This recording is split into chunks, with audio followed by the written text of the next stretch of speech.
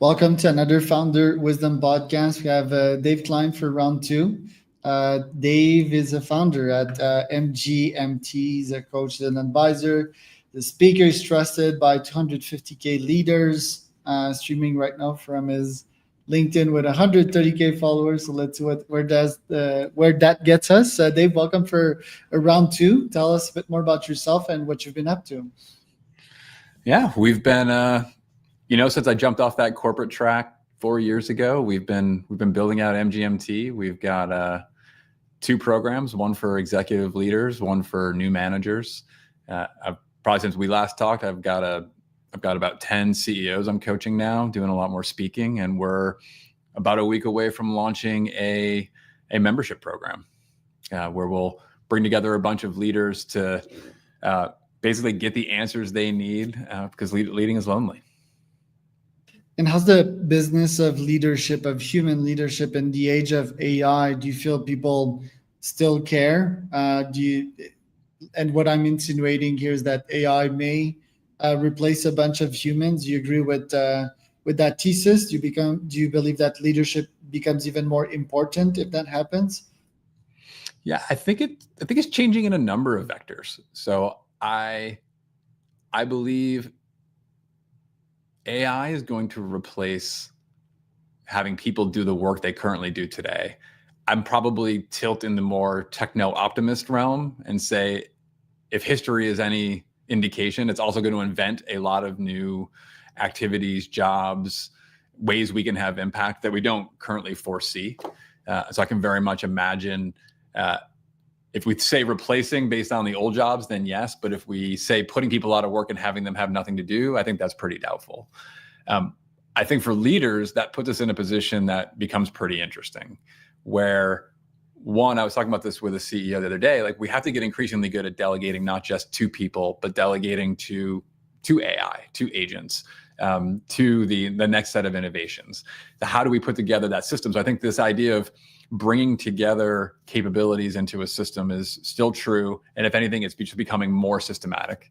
And then I think as AI takes a lot more of it shrinks the time of things we can get to market and innovate and change. Like I still think one of the key differentiators is like it's going to just dial the knob on like people wanting to have more interactions, people wanting to be led by thoughtful leaders, people wanting to go do even more ambitious things because they're backed by technology. And so I don't think that puts leaders out of business. I think it makes them even more important. Who's your ICP precisely? Is it wannabe leaders or is it leaders? And isn't like leadership into you? Isn't it something that cannot really be taught? There's a couple questions in there. I would say our sweetest spot of ICPs tends to be existing leaders. So they are already working with people. They are already running into the challenges that come with that. It is typically, they're at companies somewhere between 25 to 30 employees and probably south of 500. So they are big enough to realize that they need a better way to coordinate work, to communicate compellingly to people, et cetera. They're not so big that they have completely dedicated functions to helping them do that, right? When you get up to the Googles and the Amazons, like they have departments that are bigger than these companies that are solely focused on leadership development or solely focused on human resources. And so I think that's our primary ICP. But a lot of what we talk about is it is foundational. It's fundamental. It is things that whether you don't even have a title that makes you a leader yet, you can still apply them and lead. You can lead yourself. You can lead people through influence. You can lead people through the example you set, all the way up to CEOs. Like about 10% of the people who go through our fundamentals program, so not even our advanced one, our program designed for new leaders, are CEOs of relatively small companies because they want to put in place those foundational practices. And so it's always hard. I get the ICP question and it is, I have one, and yet we seem to attract people way beyond the scope of that. And what you're selling them ultimately, because a lot of your content is free, it's great content, by the way, I love it. What do you sell them specifically? Is it your course on Maven that looks amazing? Is it consulting? What would you sell in the end? Yeah, I would say we sell two primary things today, and starting next week there'll be a third.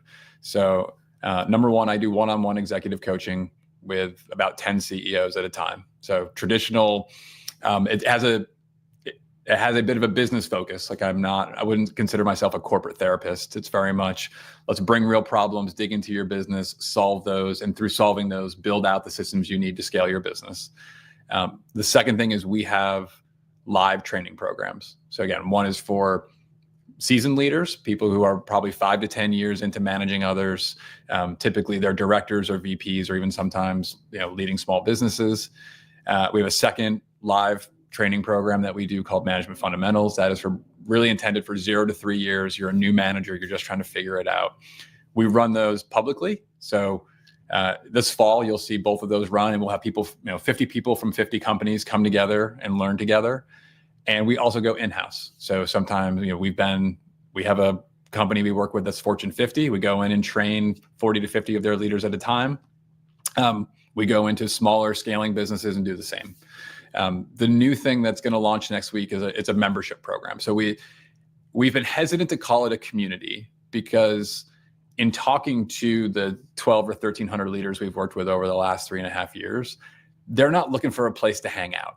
You know what I mean? They're not looking to necessarily trade the next cool way to hack ads or whatever else that a lot of other communities do.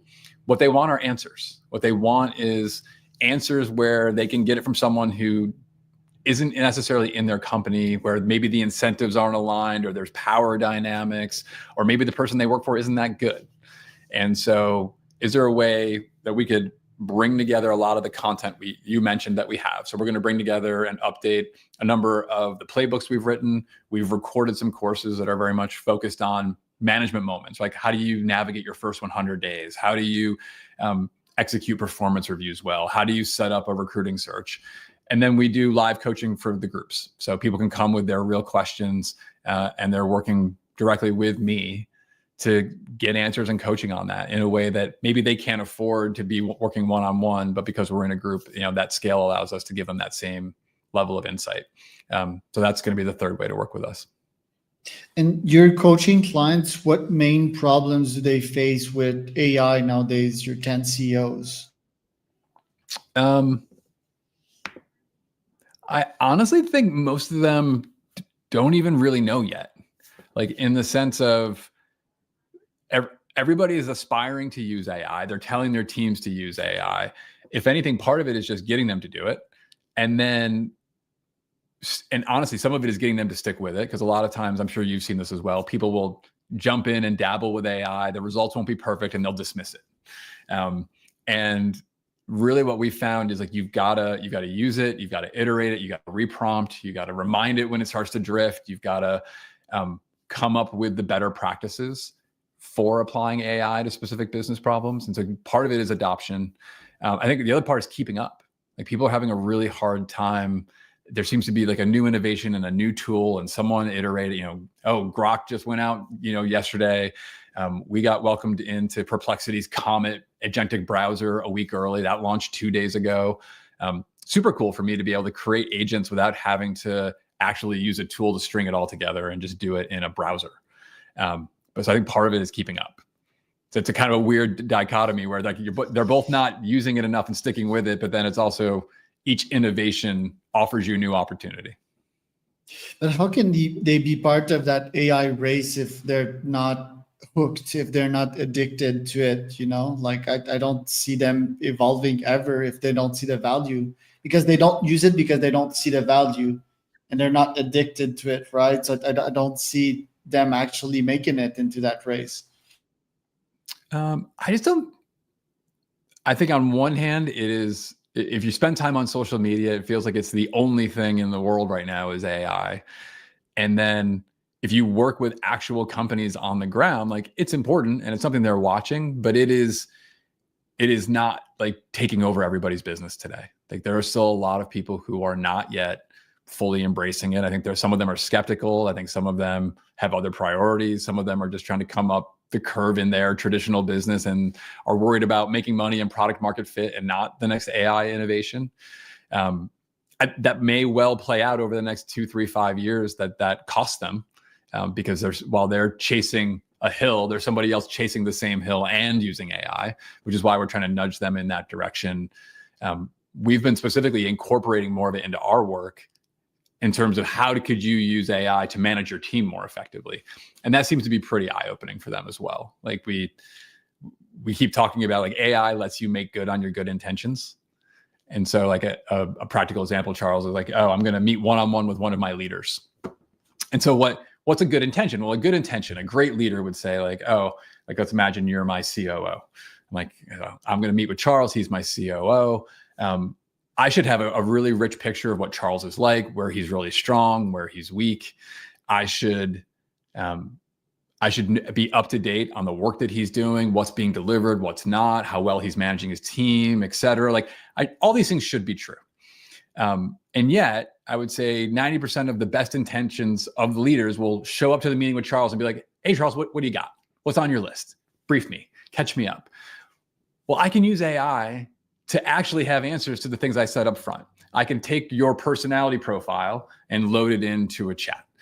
We do this with Principles U. So it has all of your preferences. I can take your dashboard of your OKRs and load that in there and say, based on someone's profile like Charles, and based on how he's currently performing, what are the things that I should call out where it seems like he's really winning? What are the things that I should drill into to understand better because it feels like we're falling behind? Oh, here's Charles' project plans from last week. Oh, here's the transcript from our last 2 one-on-ones. What are the trends that I might be missing that I should be holding Charles accountable to? Or where is he sort of changing his tune as we go? All of these things can happen in minutes. And now that one-on-one conversation is massively down the field, way more robust, way more helpful to the business and helpful to you for developing, helpful for me for guiding it, et cetera.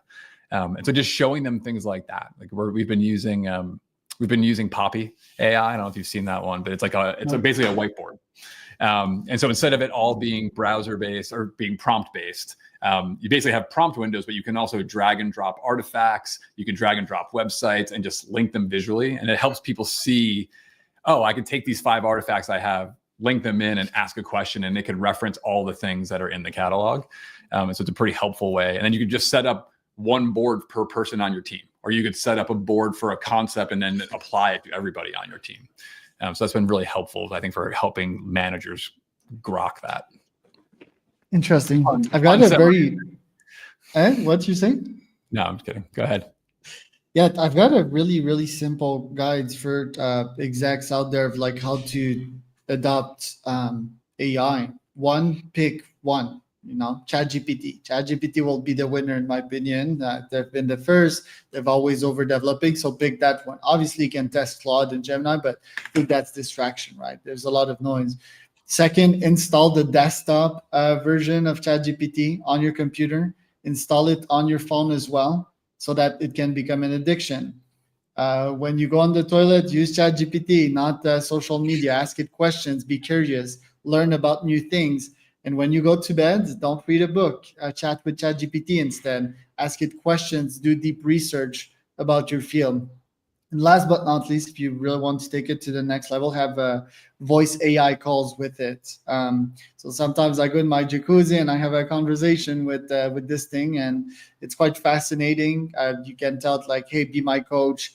I'm feeling this, I'm feeling that. This is not working. Please help me. So it's all about developing an addiction to it. And to do that, obviously, you also not need to care about privacy. I think that's like one very important factor of mine. It's just like I share everything to it, and I don't think it'll turn against me. I think that's a fantasy, right? Like it's not because Facebook did it, and I mean Facebook never really affected me in the end, but did affect the election. There's a big argument for that, but I think there's like this mindset of always being like paranoid and like being not taking a lot of risk. I think that's bringing a lot of people down. Now, what do you say to someone that, like you said, is sort of distracted by, I don't know, like, I mean, product market fit is a nice distraction, right? That's what people should strive for. But sometimes people are distracted with things that they shouldn't necessarily be focusing on. And I mean, if your goal is product market fit, you absolutely need to use ChatGPT, in my opinion. So how do you get clarity out of your clients? Like how do you really narrow down like what matters to them and what's next to attack? Well, we'll talk about sort of the exercise we go through is like, well, what is the bottleneck, right? At any point, whether you're talking about a CEO and their whole company, whether you're talking about a manager and like a small team within a company, they exist for the delivery of value in some way. And so you have to know, one, well, why do we exist? Like, what are we here to do? Like, if you're a sales team, what genuinely, like, are we here to go get new business? Are we here to grow existing business? Are we here to maximize profitability? Just like sort of know the flavor of why you're here. And then we just go through an exercise to say like, well, what is the bottleneck? And that usually starts with, okay, well, just don't like, what are all the problems? Like, what are all the things that keep you from fulfilling the maximum value that you think you can for that goal, right? So if it's, we're here to maximize profitability. Okay, well, what are all the problems? And so we go through, we list out all the problems. Well, okay, which problems are yours? So some of the problems might be like, oh, the product's not good enough. Cool. Have you sent that signal back to the product team? Oh, the marketing's not good. Great. Have you sent that signal? But then what problems are yours? And then we will start to list out, what are the dependencies? Like, if you solve this problem, does this problem go away, or vice versa? Okay, now we know which one becomes sort of the primary fundamental problems. And then I push them through an exercise of, well, which one? Like, okay, you've come up with 3 foundational problems. Which one are you going to solve? And they're like, well, I have to solve all 3. And I'm like, yeah, but imagine 2 of your people went on leave and you could only solve 2. Which one would you cross off? And they'll cross that one off. And I'm like, okay, we're down to 2. Imagine 2 more people on your team go on leave. Which one are you crossing off? Okay, we'll cross off the second one. That last one left is usually the bottleneck. And solving that, even marginally, is way more impactful than continuing to like gold plate all the tangential problems around it, because you haven't fixed the thing that's holding back the value, right? I think I heard Alex Hermosi tell a story about it. It's like a bridge with 6 lanes, and the bottleneck is the place on the bridge where it goes down to 1 lane. Like, you're not going to really improve your business by painting the yellow lines further down the bridge if you don't fix this one. And so figuring it out and then pouring your energy into that, as soon as you open it up, you're going to find your new bottleneck. You're going to go through the exercise again. But that's how I try to get people to be focused. Right. And coming back to the AI thing, isn't it like about one, embracing chaos, the fact that data will keep on coming your way and you need to stay chill, stay patient about that, and 2, holding down on your decisions, right? Like having the courage to actually take a path and embrace it. Like I feel that humans have a big problem with that. Like just assuming that they made the decision, follow up with it, and scientifically tell themselves or their manager, like, hey, this didn't work, or this did work, and next time here's what I'm gonna do. What do you think about that? Well, I think there's dangers at both ends of the spectrum, and I think I don't think all of human nature falls into the we commit and then we get distracted. I think there's a subset of us who do. I would put myself in there, where I like to solve new problems. I like sort of the shiny new challenge. I think there's people at the other end of the spectrum, and that's equally damaging, where you've committed and it's the sunk cost fallacy, right? You're already down there. I'm not going to change. You're not going to read the tea leaves, see the signals. You're going to dismiss AI as a trend. It's the next crypto. I don't need to pay attention to it. And so there's danger in both. And so I think you have to know, well, which one am I in, right? Is what the moment calls for? Like, I have a good thesis and none of this other data is changing that thesis, and what it needs is time? Or am I missing something that's foundational and fundamental? And I don't think anyone who's offering you the silver bullet to know that you're on one end or the other and with perfect clarity is lying to you. Like, that is the hard judgment of leadership, is figuring that out and then having the conviction to either change because you're throwing good money after bad, or to hold tight because you just need a little bit more time for this thing to finally take off. And we humans make emotions, that's an interesting word. We make decisions with emotions, right? Like whether it's rational or not. So how do you make sure that your thesis is actually scientific and is serving you? Because downgrading AI and comparing it to crypto is silly. Even talking shit on crypto is silly to some point, right? Because multiple people made the big fortunes out of it. Obviously, there's a lot of hype, but my question to you is, how do you think scientifically? How can you say that, for example, I don't know, 2% of crypto worked and 98% is hype, for example? How can you make sure to detach yourself from emotions and actually make decisions that are beneficial for you? Well, I think there's two. I've seen some of the smartest decision makers I've been around do a couple of things consistently. One of them is they don't rely on a single source or a single signal, right? They don't just fine. Like we have, it's funny. I like your slip because I actually think we invent emotions. Like that is actually our choice into how we react. But okay, so you're having an emotional reaction to something. Are you listening to what that's telling you? I personally wouldn't pivot my business or change my things just because I was feeling emotional one day or because I was having a reaction to something. I would say, how do I get more confident in this? Well, for me, I get more confident because I get multiple sources of information that confirm that. So then I might go to data. I might say, does the data point me in this direction? I might go to trusted experts who have a different point of view in the domain and more credibility than I do and be like, what do you think? What am I missing? Poke holes in this. If all of a sudden your intuition and your data and your expertise are all pointing in the same direction, again, it's not going to be 100%, but you probably have improved your probability of success and the probability that you're right by doing that. So I see a lot of thoughtful leaders who have attained success do that. They're kind of, we would call it triangulating their point of view. The second thing that I see a lot of them do, and I've written about this, a very tangible way to think about it is a decision journal. So I think there's this bias that we have, it probably has a name, I won't be able to pull it out of thin air, where we make a decision and then we just assume we made a good decision. When in fact, probability would say as often as not, we're making bad decisions.